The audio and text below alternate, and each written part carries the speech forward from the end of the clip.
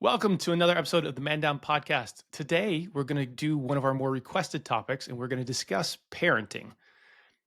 What you're going to find is that parenting is real hard, but Patrick and I are going to tell you that parenting is actually incredibly rewarding. And we want to push back a little bit on the thing where people are like, oh, yeah, bringing children into this world. Why would anybody do that? Because being a parent and having kids and being a human in general is a pretty fucking great thing. And if you can be part of that magical journey, you should choose to be, especially with the right person. So buckle up. We got lots of things to say, and we're going to give you a useful framework to think about parenting so that you can minimize how much you screw up your kids at the end of the journey. So we're talking about parenting today, and Patrick has done all of the hard work on the slides. Not to say that he does all the hard work in parenting. That would be for his wife to inform us secretly via DM, should she want to, if she wanted to communicate these things. I have also parented extensively, so we do have some background in this. And it's one of our most requested topics that we got from either young men who are new parents, of which I have had recent messages talking about that, or ones that are thinking about, how do I even think about this? Because the world is very, very noisy about dadhood and parenthood in general. Yeah, I think that it's understandable that most parenting content is geared towards women. Like, they face all the emotional challenges, they face a bunch of physical challenges. There are also, I think, as we're getting into here, you can see from this slide that we've got up, some of these I think apply to everybody, and some of them are worse for women. So the list we've got here, this is just obviously not comprehensive. So tiredness, child health. So how children often don't put on weight at the beginning. Children might be tongue-tied. They might have other physical problems. There's disconnection from your partner. Suddenly, you've got this little person who you're holding all the time. Your hands are full of nappies and nappy bags and spare clothes. And all the things that go into making you feel close to your partner. Hand-holding, sitting next to each other, looking at one another.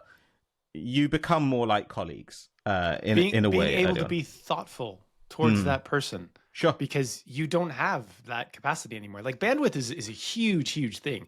And I notice it when, so I was married during most of my career. And so that's like a relatively relaxed state. Things aren't super overwhelming. And then I came out and I was dating, and the amount of time that I think about the person, these new people that I might be dating, is incredible, right? A baby is 10 times worse. Oh my God, I have to keep this person alive. I have to do this. I have to do that. It is just overwhelming.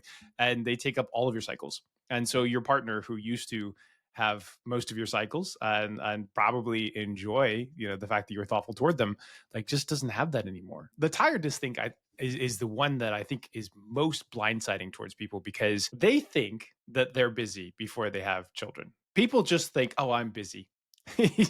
You have no fucking idea whether you're busy or not. You are not. That's the factual bit. Unless you have a crazy job, which has its own sort of challenges and demands. The time a child takes, and especially a second child takes off of you, out of your life, is incredible, and you are unprepared for it, and you can't be prepared for it. It just doesn't happen. Yeah. So if you're the kind of high maintenance MFer that I am, then you go from having, a lot of time to get ready in the morning or before you go out to having maybe 10% of that time with baby one, and then baby two, I think, kind of halves it again.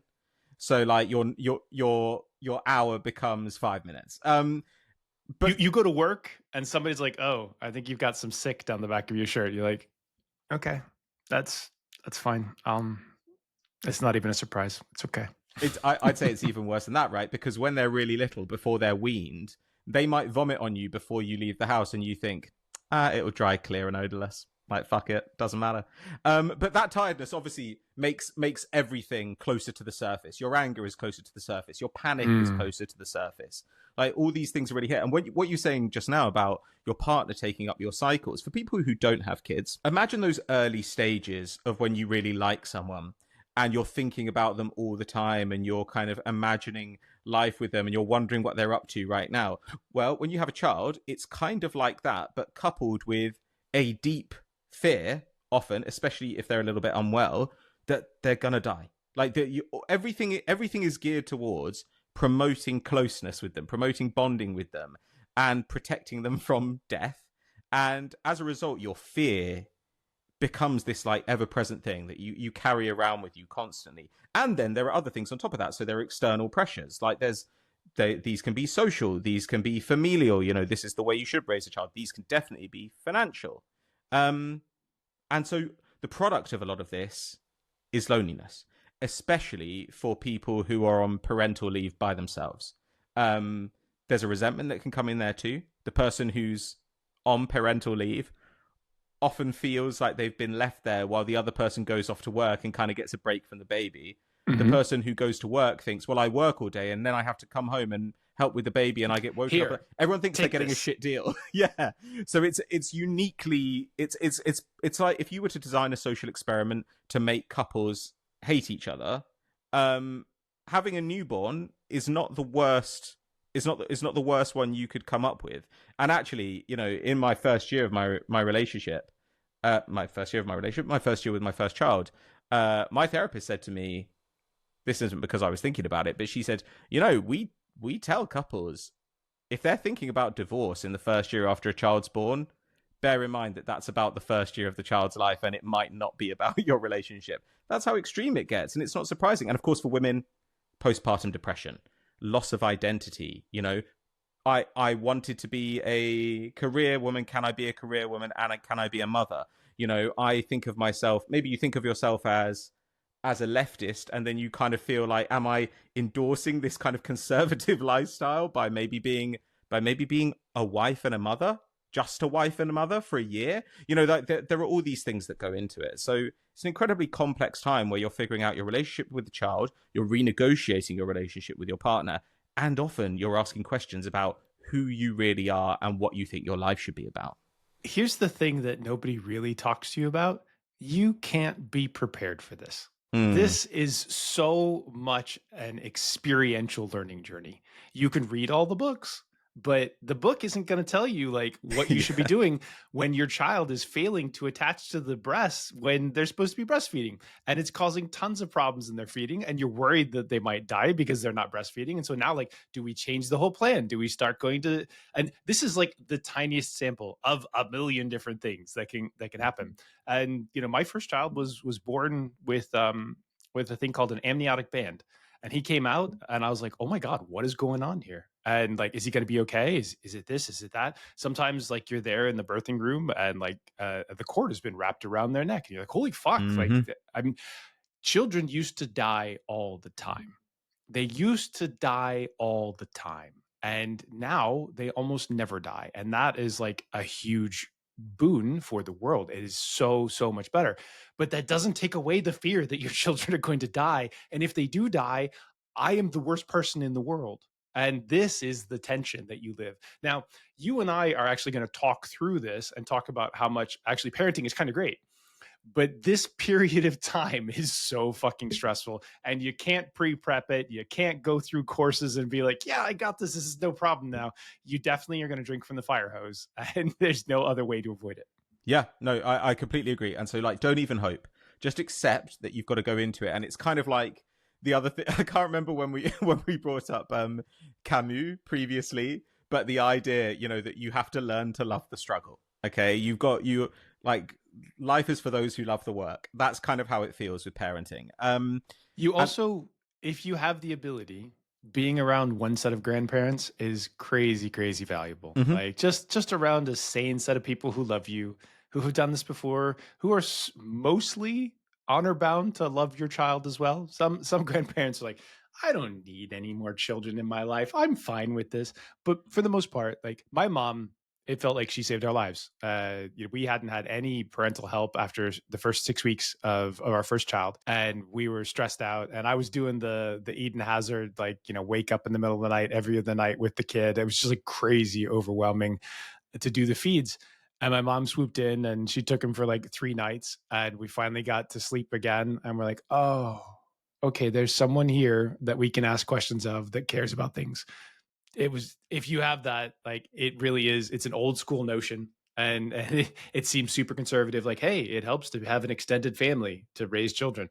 but it helps to have an extended family to help raise children. Yeah, I mean, it is a difficult thing because if you don't have it, you don't have it, and like there's kind of no way around that. But yeah, to go on to how things can go wrong, like again, these are just a few of the possibilities, but often we have this idea that we are parenting in ways which promote the qualities we want in our child.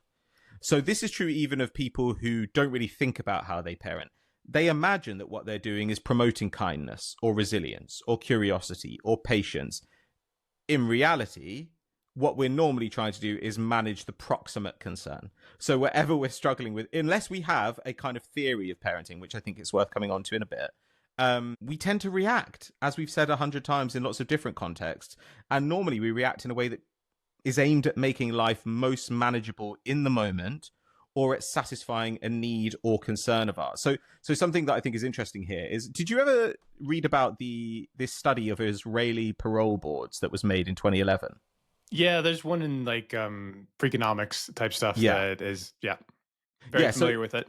Yeah, so it was found that the people were granted parole at about a 65% rate if they were seen by the judge at the start of a session. It would drop to nearly zero before a meal break. Now, you might have questions about this study because the size of that statistical effect is pretty enormous. But I think it's quite obvious that when we are depleted, when we're stressed, when we're on edge, when we feel lonely, our decision-making is affected. And so we are almost never at our best in the early stages of parenting because we do feel out of our depths and because we are exhausted. And when we don't have a plan for what we're doing, what do? We fall back on what we know, which tends to be patterns set by other people, what our early caregivers said and did. This ties directly back into your partner as well. Mm-hmm. You will meet some partners where you're like, have you eaten recently? Have you hydrated today? Mm-hmm. Like, we've got to fix your sleep because like your sleep is killing both of us. It sounds stereotypical. It sounds ridiculous to some people because some people are like, well, of course I take care of all these things. But some people actually don't know the value of sleep. They don't know like all of the things that it does to you by not getting enough sleep. Some people have the ability to just forget meals. Some of us like meals too much to forget, but some people have that ability. With children, they don't really forget meals, but actually, as a parent, you end up realizing you're like, ooh, that type of behavior says that their blood sugar's low. And you're like constantly picking up on small signs in children. Sometimes you pick it up on your partners too. But we find that it's the same across the spectrum of human beings. And yeah, like learning to navigate all of this stuff yourself first then allows you to parent from a position of strength is sort of how I would say, like a position of understanding, a position of teaching and learning and building a relationship, as opposed to a position of reacting constantly to whatever the problem of the moment happens to be. Yeah, so I think we'll come on to this as well, but I think there's a kind of conservative instinct which rails against the idea of having a theory of parenting, having a framework for parenting. They think we should just parent instinctively, and maybe there's a religious element to this as well. Like we're doing the most natural thing. Though, of course, as you mentioned before, the most natural thing was one of the most reliable ways of killing children and women that was invented, up to about 150 years ago. It was just killing women and children at an astonishing rate. But to me, we need this framework because there are so many times when we can't think through what we're doing live. Imagine being tired, lonely, maybe depressed. You're deprived of your usual sources of comfort and support. You're stressed. And now you have to try and talk to your child in a way that deals with the present issue and is morally instructive for the future. And you feel imposter syndrome. You feel incompetent all the fucking time. So like, what am I even doing? Well, I can't not do this. So therefore I have to do this. And obviously this whole podcast, the reason why Man Down is here is mostly to give you frameworks, to give you ways to think about the world in so many different topics that then let you make better decisions. And it sounds like we're like, oh yeah, you'll get there, you'll figure it out, it's fine. No. Think about the stuff ahead of time. Or if you're there, like think about the relationship that you would like to have with your children down the line. Like that's like a really big crucial thing. And I know it's in these slides, but yeah, if you don't have a theory of parenting, you're going to fuck your child up much more so than if you do. Like, let's put that as like the most basic tax. That's the reason why you should be listening to this and why you need to listen to the rest of it. Yeah, and also why you should go and read This Be the Verse by Philip Larkin. They fuck you up, your mum and dad. They may not mean to, but they do. Like, I think this is a very good like baseline expectation set at that point. Though also the thing that parenting often reminds me of is the poem Ulysses by Tennyson, which had a lot of like traction about 10 years ago. It was in a Bond movie, but in that it starts with, matched with an aged wife, I meet and dole unequal laws unto a savage race that hoard and sleep and feed and know not me. So sometimes that is how it feels. I say that to my wife because it's funny to call her my aged wife, but that's how it feels sometimes. You're like, there's this little creature in my house who is not really interested in what I want or need. I'm kind of like this thing's like keeper, and while you're bonding with this child like as a person, you're also dealing with them almost like they are a tiger living in your house. You're like, how's this child going to react today? Are they going to eat? Are they going to vomit? Are they going to refuse to sleep? You go into, it's like Jurassic Park where you're just like, I don't know, this is very unpredictable. You say tiger, I say tyrant. Like, sure, and it's later on I'd say that's definitely not really. Like it's a tyrant. It doesn't really necessarily. It has about as much intellectual thought as the current Orange Man president, but it's a tyrant that like knows how to push the buttons that it might want at any particular time from different parents too. Like this is reactive learning where it's like, ooh, if I do this thing, if I scream at exactly this level, then I'm much more likely to get a response than if I complain gently. And it works both ways, right? Like sometimes you're with your kids and you're like, all right, this is the third time that I have gently asked you to do a thing. The next time that I have to do this, I am going to have to yell because you are clearly not listening to me. So I'm giving you the warning and I'm pointing out each of the different moments where you are choosing to ignore your instructions on this. Don't make me into the bad parent because it's actually just you being the bad child. These are the types of things that, back in the olden days, as we'll talk about in a minute, it was the opposite of the slide that you see on here, where it is authoritative. It's because I said so. You will do this because I'm the person here who needs you to do this right now. I don't have to explain anything. Just fucking do it, right? And there are so many parents out there that were that way. And there are so many parents out there who created destructive relationships with their children because they were never able to ask questions and learn about it and to understand them as parents and as humans. They just understood them as the role that needed things to be done. Well, and I think yes, exactly. I think they were really focused on the outcome in the moment rather than the outcome long term for parenting. So, for example, my wife and I once we went to this like engagement party for friends, and at the time we had one child, and we brought along a bag of books and a bag of toys. And when we got there, some of these other people, and it was an army wedding. It was going to be an army wedding, so a bunch of army people were there with their kids, and these kids were sitting quietly just at tables. They didn't have any toys, they didn't have any books, but they were sitting quietly and quote unquote being good. And that is not a natural position for a child to be in. For a child to sit for an hour and a half with zero entertainment and just be good, well, there's no incentive for them to do that except to avoid something. So immediately I felt like I knew something about those parents because those children were scared of saying, this is boring, I need to be entertained. And it is not natural for them to sit there for a long time. But I think those parents were very pleased with themselves because they thought, well, my children are being good. They're sitting nicely. They're being quiet. They're waiting, their turn to speak, all these kinds of things. A lot of the authoritarian, the old-fashioned parenting style is geared towards having children who behave this way when they are children. What it's not geared towards is producing adults who can emotionally regulate, who understand themselves, who understand the right moment to push back and the wrong moment. All these sorts of things, which actually you would hope would be our focus with parenting. We want to produce good adults. It's much more important to produce good adults than well-behaved children. And I put that in enormous scare quotes. For some people, they're just trying to survive the parenting process until they get them out the door successfully. That's true, but I think then they haven't really thought about it, and I think that you are also putting in store trouble for yourself. Well, absolutely. I think it's definitely true that that's what people are doing, but I do think that in this instance, like that isn't really something you should be doing. And to be honest with you, sometimes I think with these people, did you want a parent? Like, did you want a parent? And sometimes you have to remind yourself that you did want a parent. In fact, I have to remind myself of that most days. I chose this. My child didn't choose this. So it's my job to make it work. And look, I get it. I'm not advocating for this. Like Hmm. I think that there's a balance though. Like some people will allow their children to be wholly undisciplined, and that lack of discipline also sort of strikes back at them in their later life as well. Discipline's extremely important, right? Like Hmm. overcoming hardships extremely important. Yeah. So there are lots of different lessons and different ways that you can implement these things. But I will say that some people get into parenting and they're like, oh, this is not what I was Hmm. expecting at all. I had a puppy and I thought it was that way. I was like, fuck, this is way harder than I thought it was. Like a puppy is like a toddler without a diaper on that goes Hmm. around pooing and chewing on things all the time and wakes you up just as often. And occasionally will come into your office, fart, and then leave like on the daily.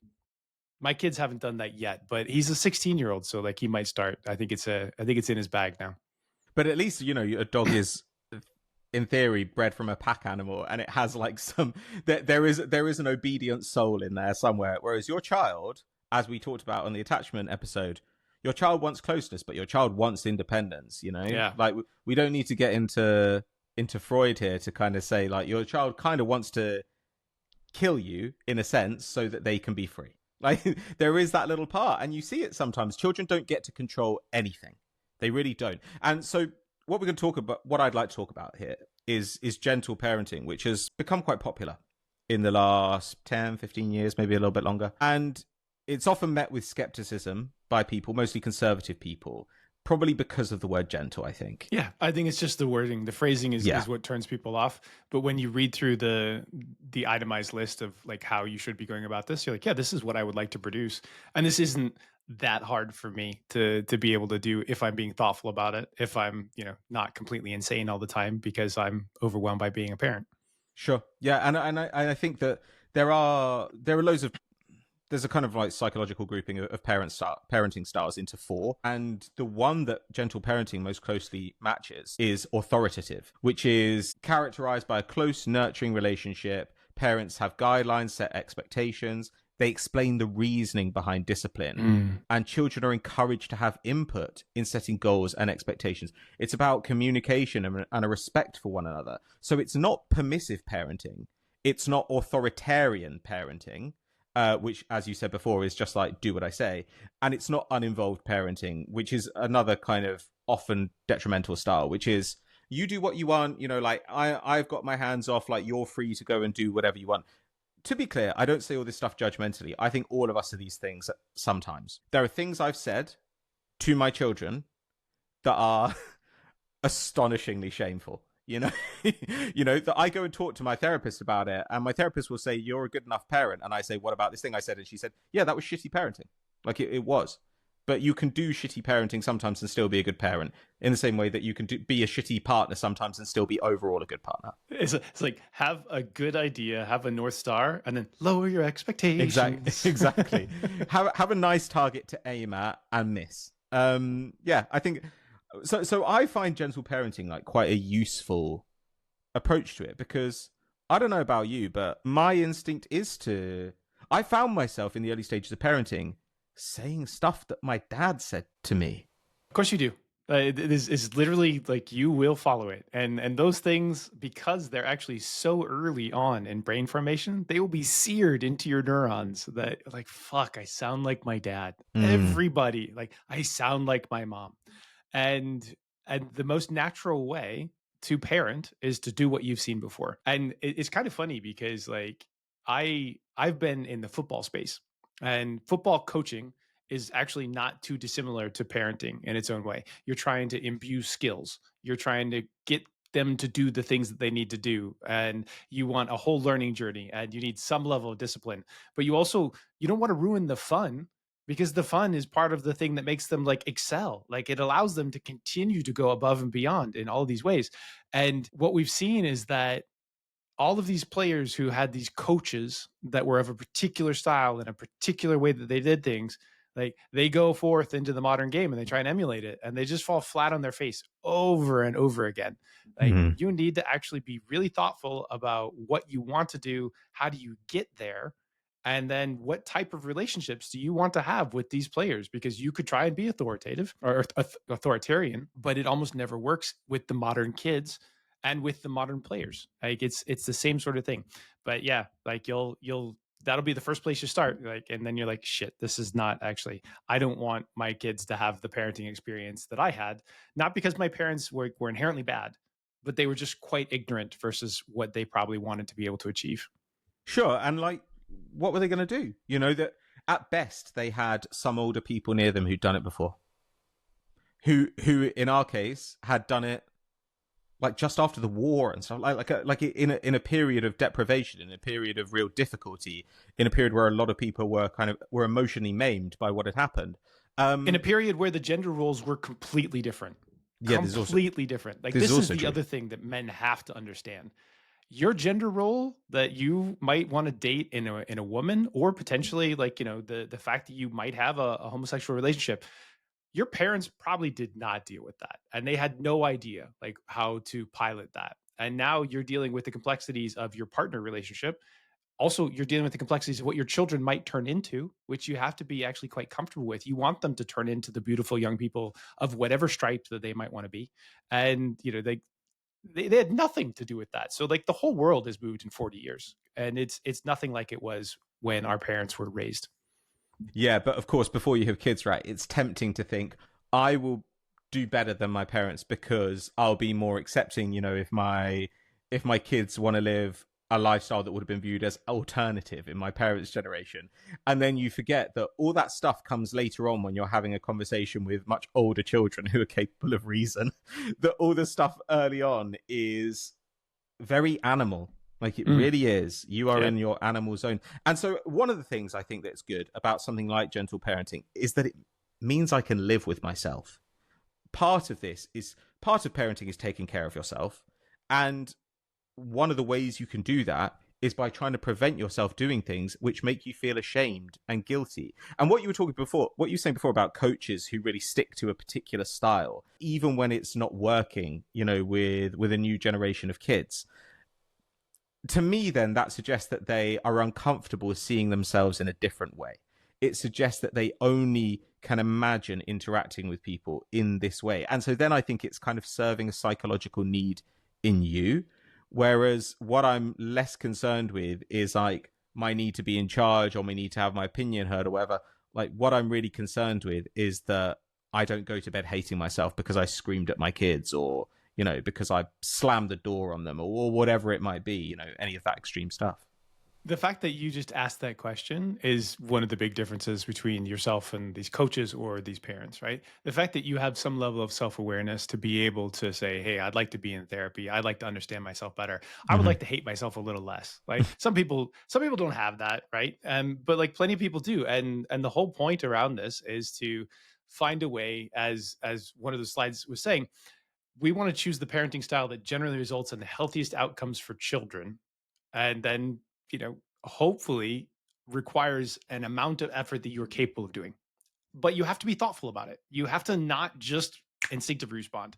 And even these animal stages that you're talking about when they're little, you have to, as we've said, parenting will make you a better person. I promise you, it will make you a better person, because you will realize all of these situations in your life that you could be gentler. And gentler is the right choice. Being empathetic and trying to figure out what another person is thinking when they're not really communicating with you is really important. It is an amazing skill. Like, you can use it at the poker table. They're trying not to communicate with you, but you're like, what does this mean?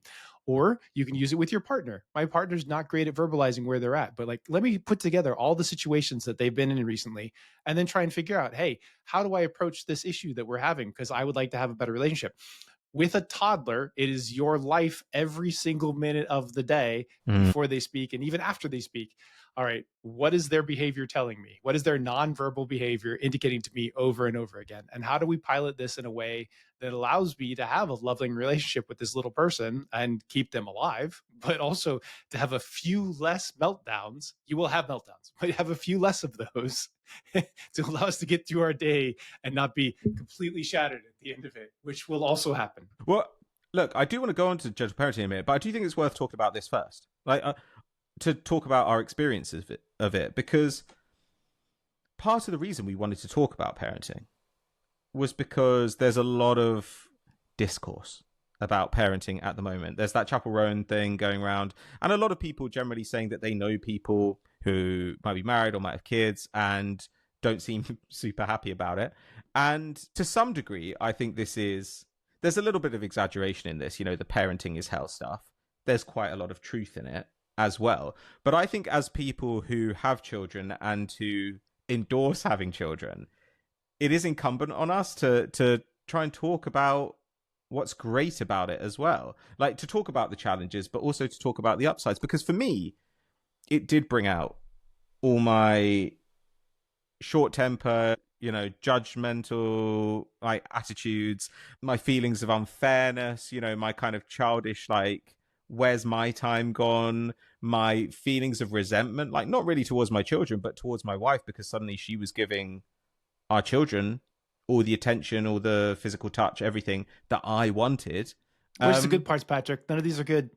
Yeah, but Where's the good parts? sure, but I mean, the advantage is that then you learn this stuff about yourself. It makes the subtext of your relationship text. And of course, while this is happening, you are also meeting and getting to know the most magical people who you'll ever meet in your life. Like my children make me laugh every day. They're the funniest people I've ever met. Like for example, today my kid was talking to me about the film Zootropolis. It's Zootopia in the US, but she calls it Poopopolis, which made me laugh forever because she's 3 and because she was so pleased with herself. Like that kind of stuff, I think is just she's just wonderful, and my baby's wonderful, and they do give me a reason to live. They give me a reason to try to be better. They give me a reason to try and improve. They certainly give me a reason to work on my anger, which at times was held back. That work was held back by the fact that I kind of admired my anger a little bit. I was like, my anger's like superhuman. I'm sick of being angry. Now I've got kids. There's something bigger than me going on. And it reminds me actually of what we were talking about the other day with relationships, that co-creation. One thing that can be really valuable as an act of co-creation is raising children. For me, so I think with my kids, like mine are older. So I've got a 10-year-old, an almost 15-year-old, and a 16-year-old. And there's elements of whimsy in my life that disappeared. And I love it. And if you read my writing, you'll see it, right?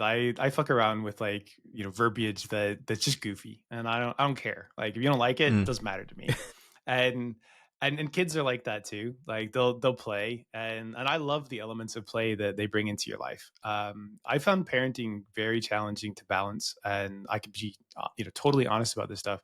I didn't get the balance right. No one gets the balance right. Mm-hmm. I think Sure. that's almost impossible. Like you have a set of goals and a set of rankings, and some people are like, oh, I've got to go earn the money so that my kids can have a better life. And like that's okay, but then other people are like, I need to spend time with my kids so that they become better people and they we have a better relationship. And so like we'll sacrifice less money. You have to choose what you're sacrificing. You have to choose your heart. But the whimsy in the play was there. I didn't give them enough focus because I was always really busy with work, and like sometimes you're like, oh god, I'm with the kids again. But like when you give the kids your time and attention, there's a big reward in that. And there's no one else, even your partner, where you get completely unadulterated love.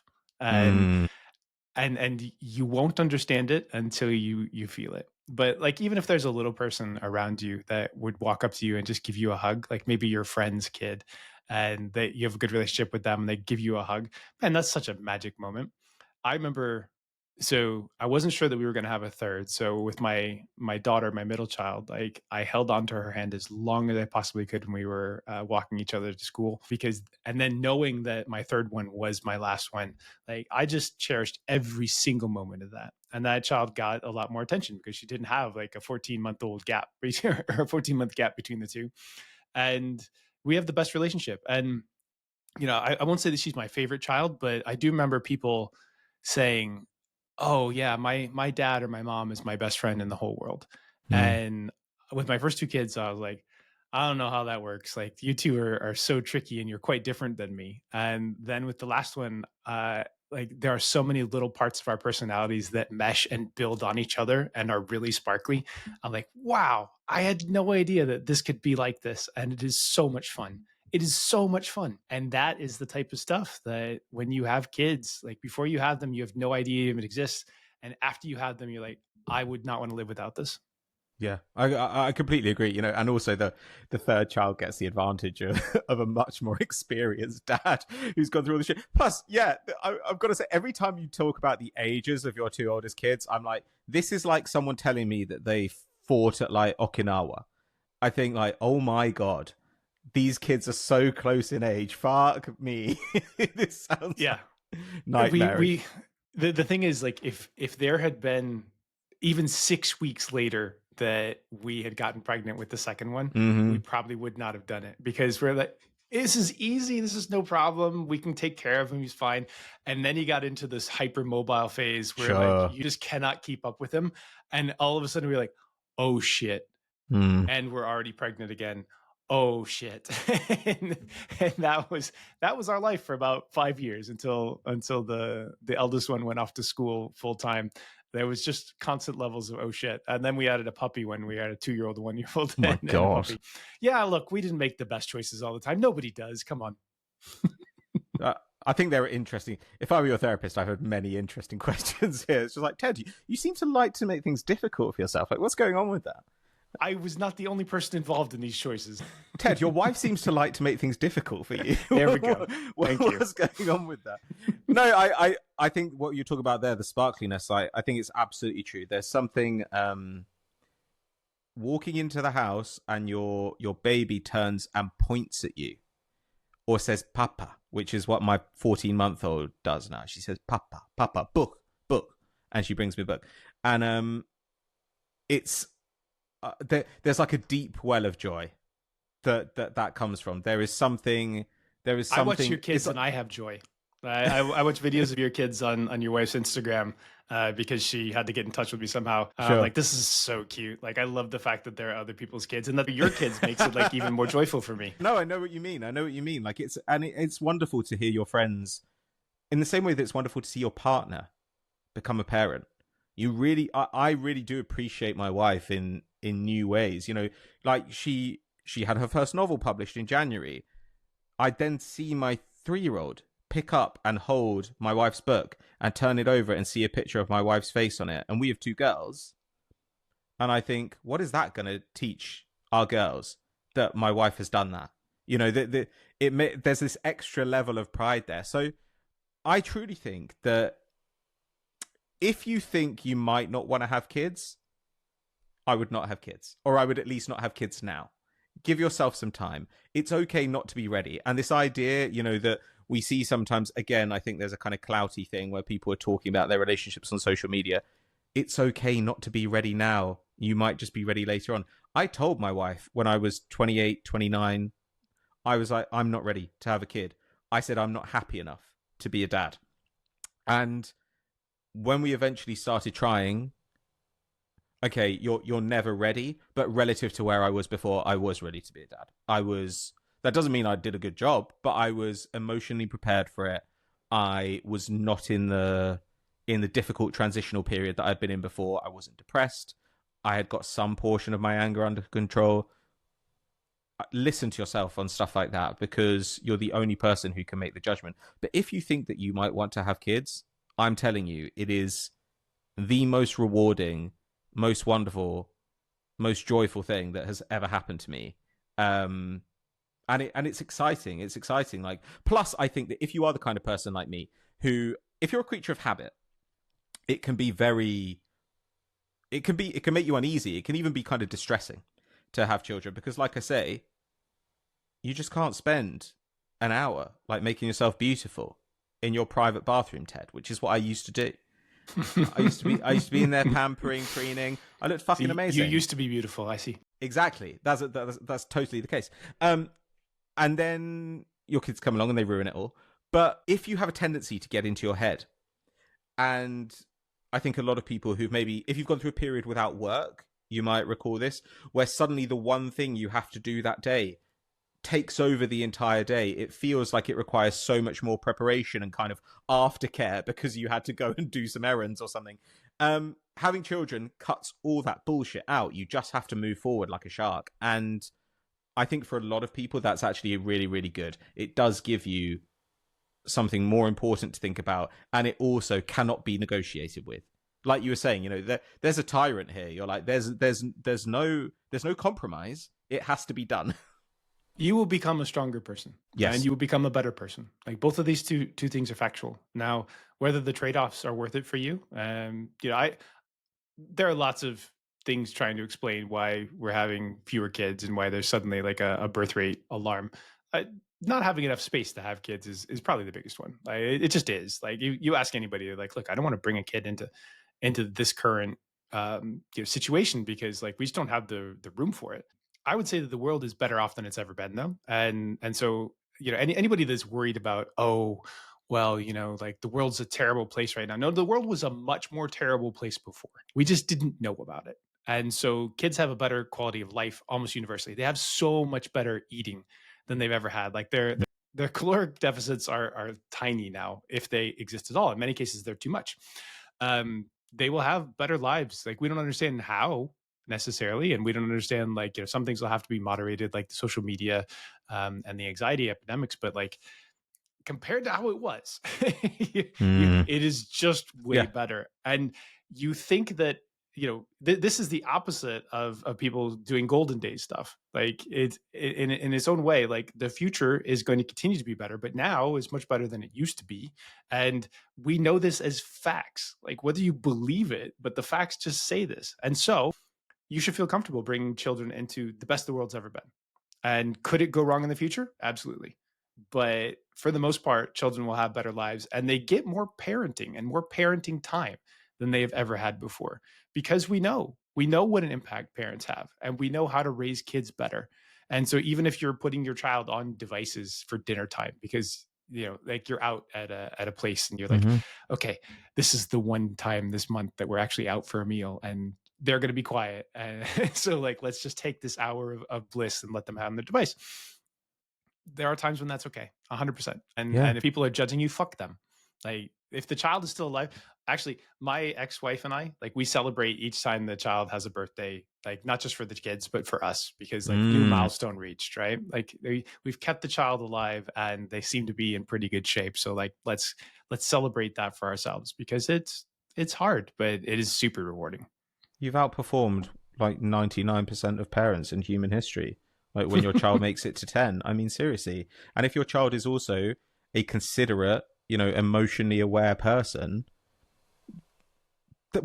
there's not that much more that you can ask there, really. I think that if you can live with the way you're parenting, that's the most important thing. And if you're the kind of person who worries about how you're parenting, then already I feel fairly confident in saying that you're probably doing a reasonable job.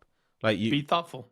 exactly. If you're thinking about it, you care about it, and you're trying to be better, again, you're way ahead of the chasing pack. So I think, I agree as well about the kind of, there are a lot of people who have become ideologically like wedded to antinatalism. They really love this idea of just, we shouldn't bring children into the world. But one, from an economic point of view, like we need people to do labor. The economy can't run on a bunch of centenarians like dying in their own piss. Like we do need people of peak age to do stuff. But I agree, like from my point of view, it is better to be born than never to be born at all. So should we have a look a bit at gentle parenting then? This is a very Tennysonian episode because when you were talking there, I was thinking, come my friends, 'tis not too late to seek a newer world. And gentle parenting, by slow prudence to make milder rugged people, and through soft degrees subdue them to the useful and the good. There you go. There's some Tennyson. That might be the last bit of Tennyson. If we could go to the next one. Alfred Lord Tennyson. I'll have you know. Call me that. Okay, so these are basic principles of gentle parenting. And to be honest, if you're not like watching this on YouTube, you can look this up online. There are lots of places that will just show you a list of the basic principles of gentle parenting. But if you're not looking at our beautiful faces on YouTube, what are you even doing? No, that's okay. We are not blaming you. Like, sometimes you got to commute. Sometimes you got to listen to us in your back pocket. It's okay. We'll talk to you from your butt. It's okay. We like it. But you can if you DM me, then I will send you the shirtless picture of Ted, the unedited shirtless picture of Ted. Just so you know. Okay, so principles of gentle parenting. Censor my nipples out, digitize them. We'll put my face over them. I think that would hot. That covers so many bases. This is ideas for future merch. Jesus. Okay. Oh my God. All right. So In the DMs and in the comments on YouTube, would you pay for a pair of pants with Patrick's face on it? Yes, you would. on which Yes, you side though? would. Because how much do you like me? If you hate me, then I'm on the arse. If you like me, I'm over the genitals. I feel like we need a poll on this one. I'm assuming. Yeah, okay. All right. Gentle parenting. Gentle parenting. So gentle parenting, like I say, you can look it up online, and you'll probably find some stuff. These lists often vary a little bit, and some of them I look at and I think, oh, I don't like that part of it. So it's now such a broad kind of umbrella term that there's loads and loads of stuff in it, but basic stuff that's kind of non-negotiable. Respect for the child leads to respect for the parent. Children are not subhuman.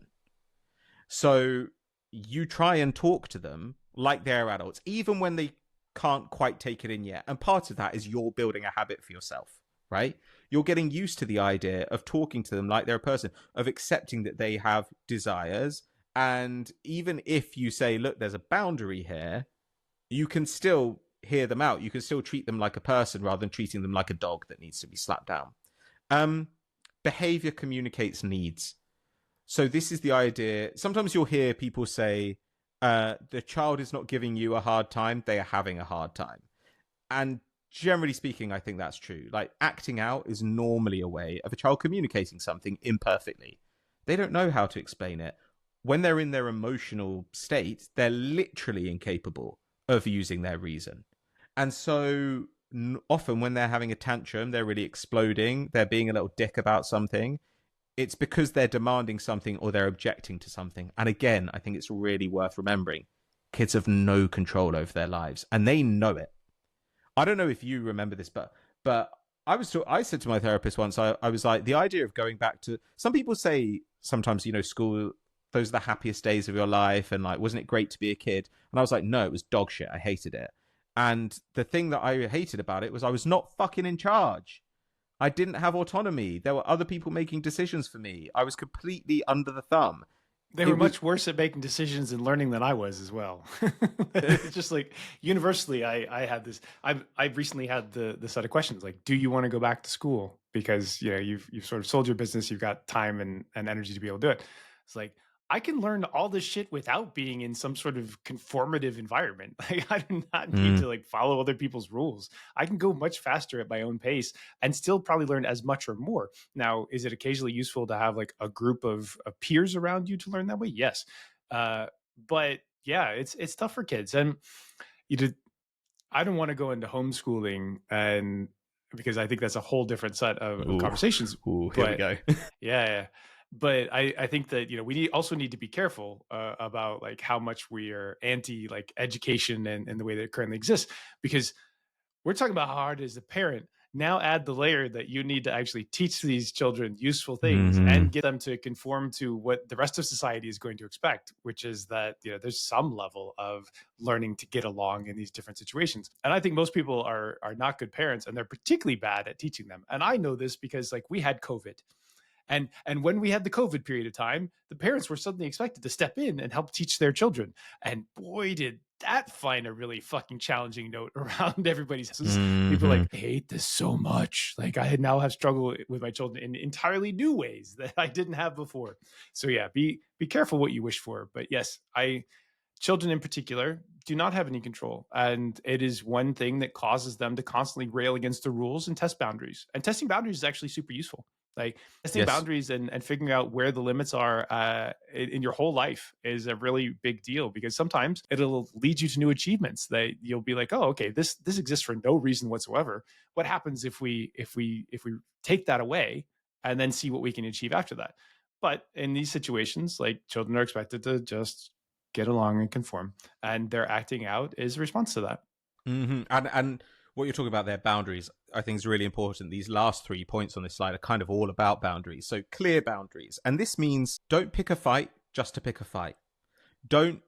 It's not because I said so. There should be a reason behind it. And ultimately, you want children to understand that reason. They may not be able to at first, but in the long run, they will understand that they're not allowed to run into the road without holding your hand for good reason. Also realize that you're teaching them to parent in the future. you're actually teaching them like the Jesus. ways. Yeah. But each time it compounds, right? So if you do a little bit better and then they do a little bit better and then the next generation does a little bit better, we end up with much better humans. Yes. Yeah. And you are, and not just you're teaching them to parent, but you're actually teaching them, but you're setting patterns for all their future relationships. If you treat your child with respect, then they will learn to treat others with respect. These things are really, really important. Like, some people find it a little bit icky to imagine that they, the parent, are a model for the romantic partners that their child will have. But in lots of ways, you are. And so if you teach your child that only your feelings matter and they need to take care of you as the parent, then that is something they're going to carry forward in their relationships. If you teach them that compromise is a sign of weakness, they're going to carry that forward in their relationships. These are destructive ideas for them to have. So one way to, I think, do this is you don't focus on punishment in gentle parenting, you focus on consequences. So you put food down in front of the child. If they throw it on the floor, that food's on the floor, that food's gone now. Rather than, oh, okay, well, therefore I'm going to punish you in some way, I'm going to take away your toy, I'm going to shout at you. You also don't want to do the permissive thing of, okay, what would you like? Can I go and get you something else? You say, that food's gone. That was your supper.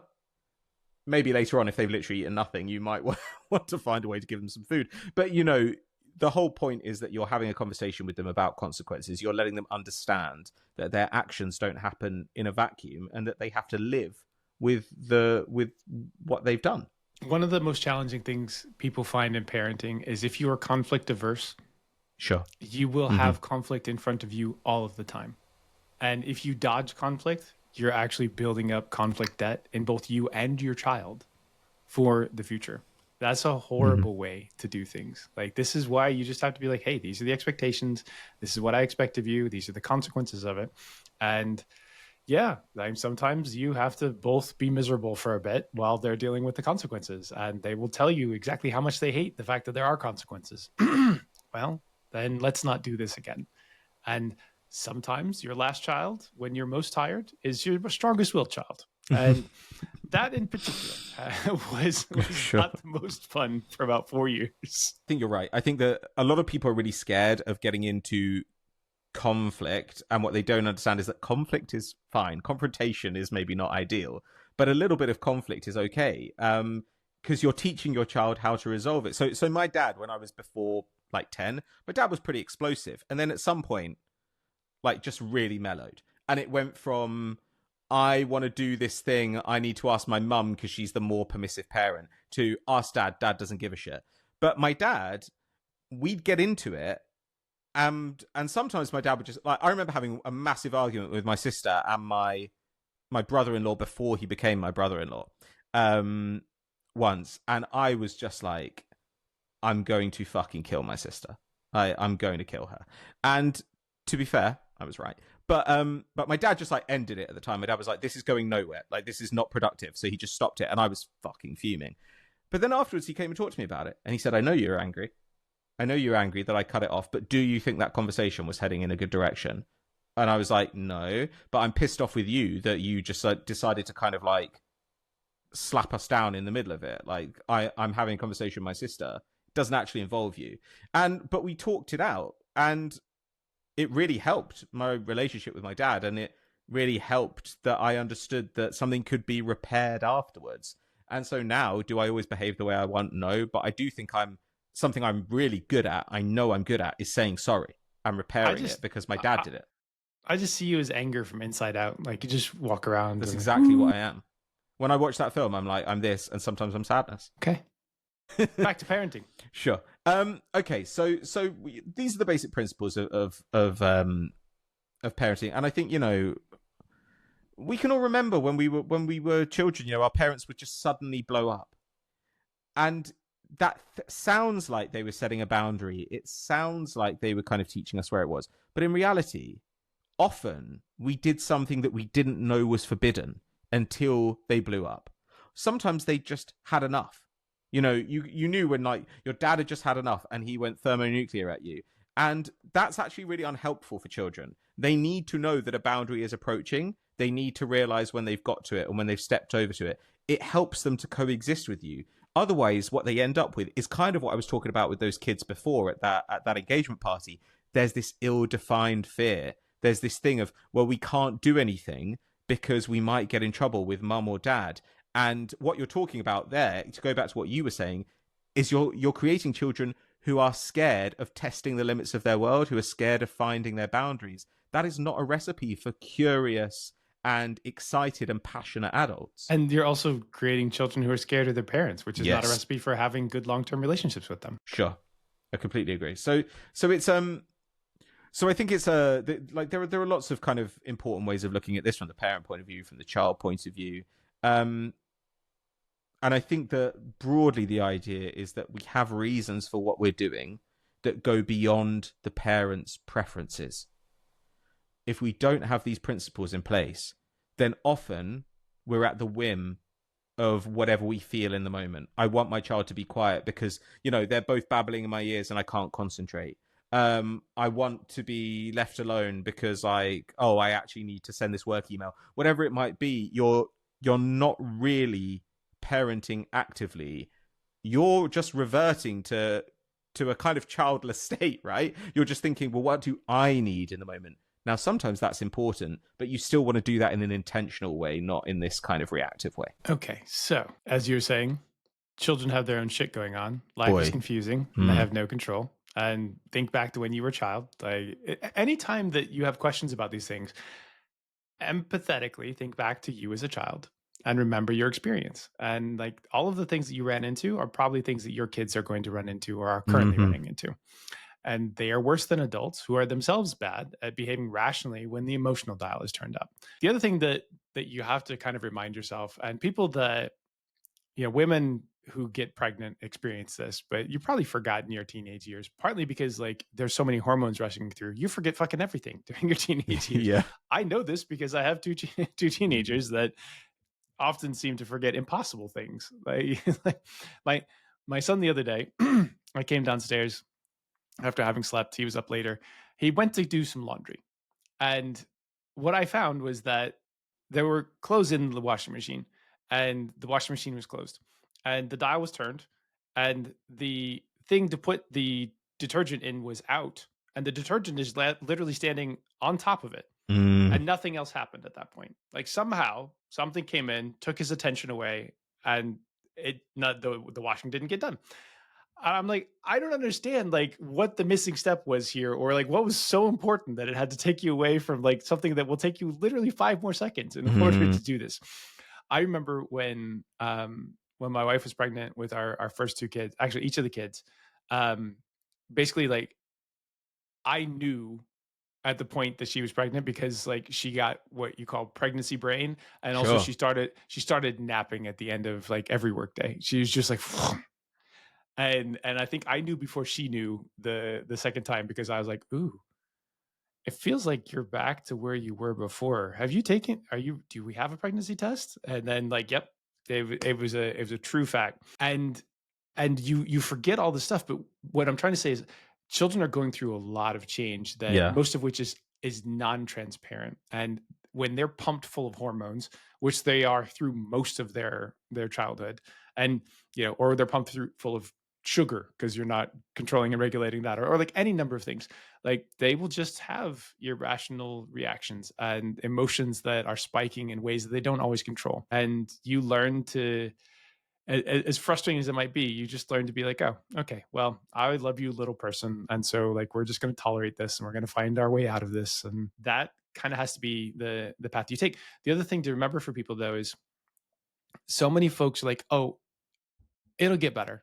Like I'm going to be more present when it gets better. It almost never actually gets better. These are the good times. It's always the good times in the present right now because you don't know what happens, right? Like, you could get sick at a different time. You could get injured and something goes wrong. They could get injured. This could happen. You could lose your parent. You could lose your child. You could lose your grandparents. Like being present for all of this stuff and being thoughtful and with them and spending that time, it's the best time. And you should try and give it as much as you can. Doesn't mean you always have it to give, but when you do, like, just don't wait for the future when it could be better. Like this is really good right now. Enjoy it. What you were saying before, I think it's a kind of boring cliche, that when you ask people what's great about having kids, they'll often say everything's new to them, Mhm. everything's so exciting to them. But when you think about what that means, everything's new to them, is that they're constantly uncomfortable. They're constantly encountering new things they have to deal with, new things they're not capable of fully understanding. Like the world is plural. And remember how you feel when you start a new job. Remember how you feel when you have to go to a party where you don't know anybody. This is what daily life is like for a child. And they're growing and their brain is developing and they're expected to be good amidst all that. You can just leave a party if you're not having fun. Your kid can't do that. Um, so I think that kind of stuff is just really important to remember. Should we move on? Should we move on to a last slide here? So here are some things to take away. This shit is hard. You know, it is exhausting. It is physically exhausting. It's emotionally exhausting. It will trigger you in a million ways. Like this weekend, I had a physical experience, like parenting my child, that I have never had in my life before. I was taking her to ballet, and she normally loves ballet, but she was like pawing at me. She wouldn't let go of me when it was time to leave. And she so rarely does this. You know, when she's pissed off, she's normally like, get away from me. But she was like clinging to me, pawing at me, like grabbing me. I couldn't get her off me. And I was like on the verge of a panic attack. And it's not something I've ever really had anymore. I think women listening will understand, you know, what it's like to feel like your physical autonomy like is in question. Men are actually often kind of unaware of what that's like. It's not a fear a lot of men live with, and I have been lucky not to live with it. But in the moment, I was like, oh my god, like I'm not in charge of my body. She won't let go. I can't get away.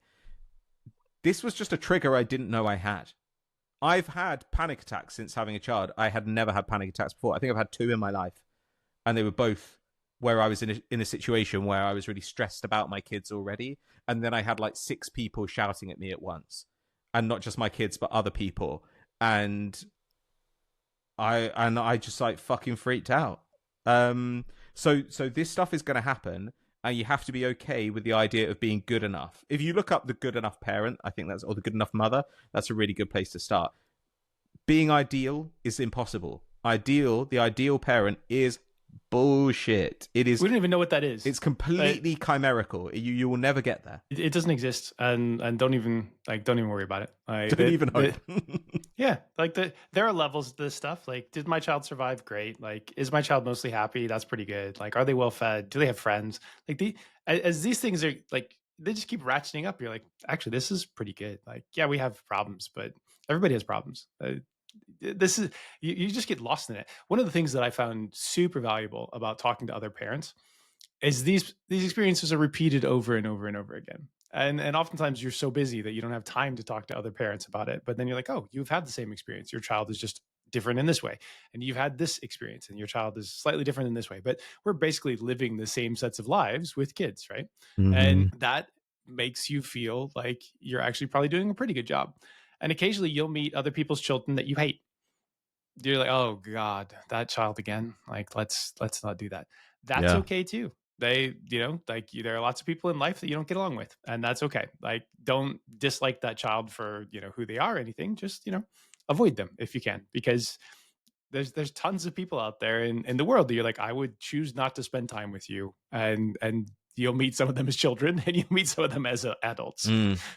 And sometimes those kids will surprise you as well. You know, sometimes the kids that you thought were really nice turn out to be dicks later, and the ones you thought were little dicks turn out to be the most delightful people. I mean, I think, yeah, you try and find a way to manage your stress. You know, if you are in situations where you're dealing with parents who are competitive, or you're around kids whose parents kind of let other people parent them, like all these situations you can find yourself in, try and moderate it. Like it's best to try and manage your exposure to situations that you know are gonna piss you off, because you just don't have that much in the tank.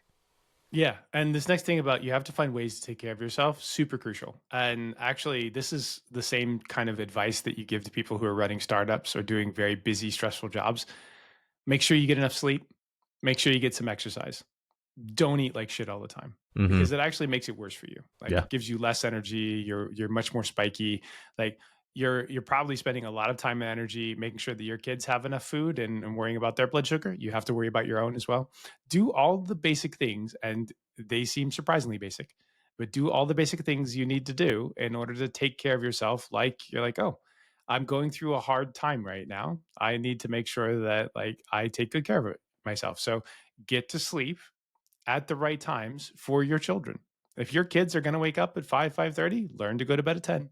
Like get that Mm, 7.5 hours sleep because you can't convince them to go back to sleep really. You can shout at them, you can be frustrated about it, but like in some cases, you've got to like that's just their routine. They're waking up with the sun right now. The light is coming through their blinds. But yeah, sleep and diet and a bit of exercise. Like you won't be able to do all the things you used to do, but those are the most basic things to give you a better quality of life and give you more resilience in the emotional stressful capacity to keep going. And as you keep going, it does get easier. yeah. It gets easier in lots of ways, and it gets more rewarding in some ways too. It's great to have little ones, but it's also really great to have like friendly teenagers that are capable of cooking the meal. Like that happened Mm, this week. That was awesome. It's like, oh, you guys take care of this. I just got done with running, the entire day. I need to go get a shower or something. And next thing I know, like food's there, and they're pretty good at it because we've managed to teach them to create mm, pretty good food. So it does get better and more rewarding. And then at the end of it, you might even end up with great friends who love to come see you. yeah. And how magic is that? Yeah. And I think, look, one of the ways of taking care of yourself too is if you have family and friends available to you, if you have the money, try and make those things work for you. It might be getting external help. And I don't just mean, like fancy shit there, like getting night nurses and nannies and stuff, but like good. Martin Odegaard, though, you should get a night nurse. Sure. But there are like healthy ready meals you can get now, like that are really good for you. Those sorts of things, invaluable when a baby's just been born. A sleep trainer if your kid sleeps like shit. Really good blackout blinds for your kids' rooms. Things that Mhm. make your life easier. We talked in our relationship podcast about that post from Greta Duleba, and she had another one about measuring up with your partner. When one person wants something and the other person can't quite deliver it. And sometimes in your relationship as parents, the relationship is going to be under provisioned. You might want your partner to do more, and they might be doing as much as they can, and both of you might quite reasonably be unhappy. If you understand that, then you can suffer together. But also sometimes you can look at that whole kind of system and say, oh, we just need more. We need more resources. And that might mean asking friends and family or hiring someone or buying something. But if that's what it requires, if that's what's going to make your life tolerable, do it. I think also it's really useful, or I found it very useful, to see it as a season in your life. I talk to a lot of people. I have a lot of friends at the moment who are thinking about having children. And a lot of them say things that I find quite foolish, where they say, well, the one thing that we're not going to change is the kind of holiday that we go on. Like we really like going on these holidays. And I think, well, that's fine. But like, you do realize that it's easier to entertain a child on a city break than it is to entertain them on a beach for 3 weeks. Like you don't have toys there, like, and they can't sit in the sun. There are those sorts of things, but it's okay to give some stuff up for a set period. If you were going and you did want to retrain, for example, you might understand that you'll have less time and less money for a couple of years. And if you see it that way, it's going to be a period of intense work, and it is going to change some things permanently, but some of it is temporary.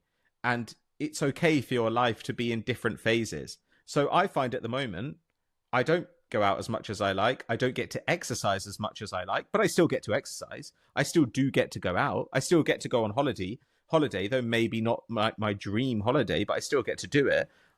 These are all sacrifices I'm willing to make in order to be a parent, because I wanted to be a parent from the time that I was like 4 or 5 years old, and I wanted it the whole way through.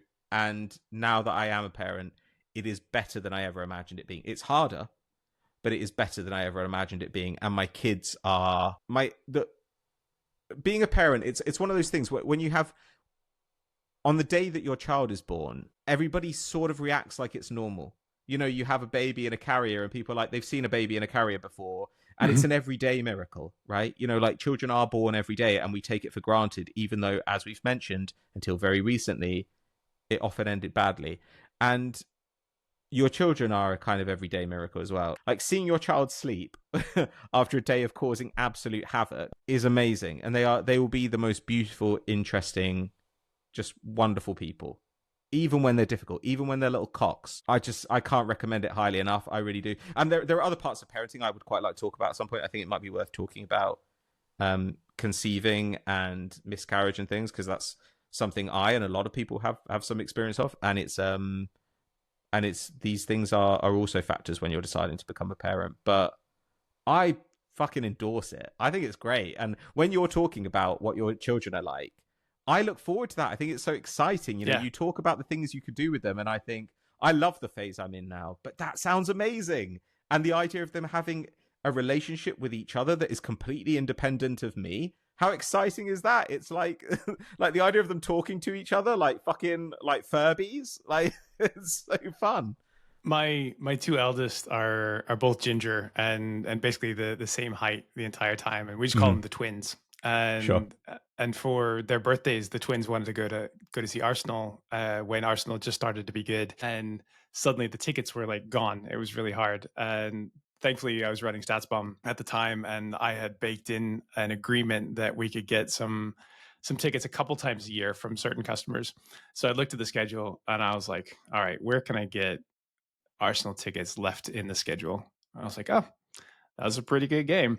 So I think for their 13th and 14th birthdays went up, and four of us went to go to Anfield for the first time, and they got to watch the 2-2 up at Anfield, and they got that atmosphere, and it was so cool.